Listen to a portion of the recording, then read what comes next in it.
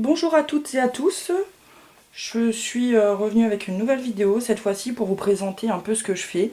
Car si prochainement je vais vous faire des tutos, ça serait quand même un peu logique de savoir où est-ce que vous allez vous aventurer, si je sais dessiner ou pas.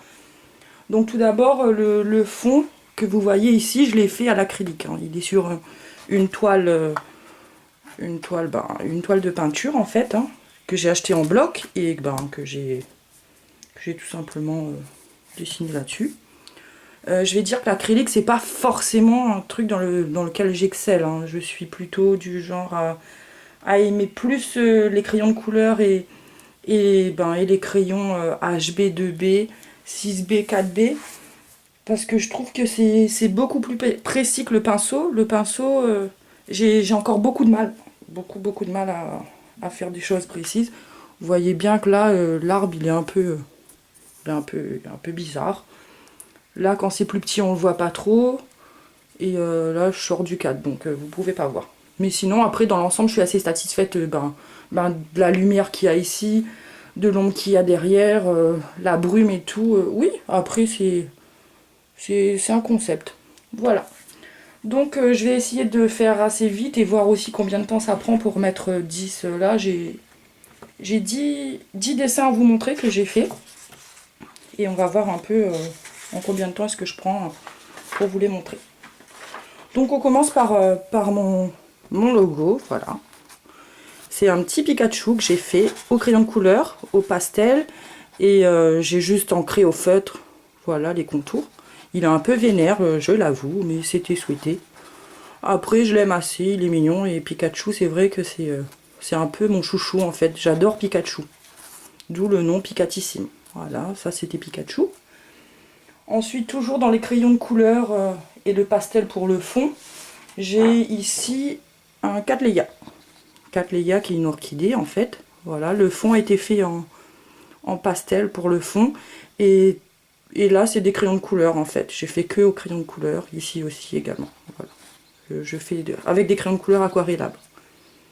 Voilà, parce que l'aquarellable, il n'est pas comme les crayons écoliers, je dirais. On peut remettre des couches dessus en fait, alors que l'écolier il est tellement chargé en plastique qu'on ne peut plus rien mettre dessus. Ensuite, toujours au crayon de couleur, voilà, un léopard je pense, oui c'est un léopard, toujours au crayon de couleur, hein. Voilà, que j'aime assez aussi. Toujours dans l'idée crayon de couleur, toujours, hein. Comme je vous dis, c'est le truc que j'affectionne le plus, hein, les crayons de couleur. Voilà, ça c'est un héliconia et ici un oiseau du paradis avec sa feuille derrière. Et comme les deux ont des feuilles similaires, comme vu que c'est de la même espèce, voilà. Encore une fleur et aussi au crayon de couleur cette fois-ci, un hibiscus, toujours au crayon de couleur. J'espère que la qualité de l'image, enfin la luminosité vous ira parce qu'en ce moment il pleut et j'ai pas de lumière artificielle à rajouter et si je mets la lumière jaune ça va pas être terrible. Donc je me suis dit on va faire comme ça. Ensuite, toujours au crayon de couleur, mais cette fois-ci sur un papier noir. Voilà. Un petit chien, enfin un gros chien. Voilà. Et oui, je m'appelle Geneviève. Pas courant, je sais. Cette fois-ci, c'est au crayon papier. Toujours un petit chien, un chihuahua papillon. Voilà.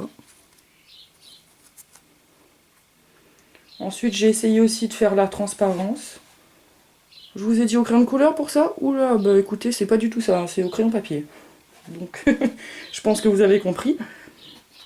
Toujours au crayon papier. C'est un tuto que j'avais vu sur YouTube, mais je ne saurais plus... je ne sais plus du tout qu'est-ce qu'il avait. Voilà. C'est une ampoule cassée. Ensuite, toujours au crayon papier, un bébé qui me paraît pas mal, mais peut mieux faire. Et enfin, le dernier que j'ai imaginé est toujours au crayon papier. Voilà.